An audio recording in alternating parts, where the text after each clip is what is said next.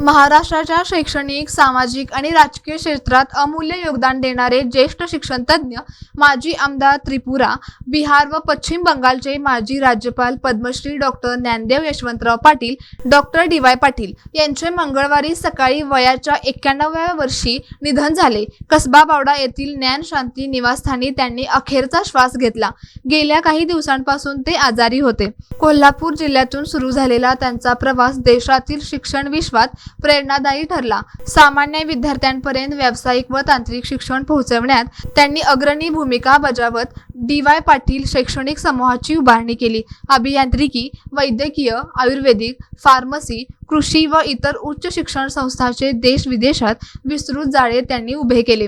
राजकारणातही त्यांनी ठसा उमटवत पन्हाळा मतदारसंघाचे 2 वेळा आमदार म्हणून काम केले. त्यानंतर त्रिपुरा, बिहार आणि पश्चिम बंगालचे राज्यपाल म्हणूनही त्यांनी जबाबदारी यशस्वीपणे सांभाळली. 1991 मध्ये भारत सरकारने त्यांनी पद्मश्री पुरस्काराने सन्मानित केले, तर शिवाजी विद्यापीठाने डी.लिट. पदवी प्रदान करून गौरव केला.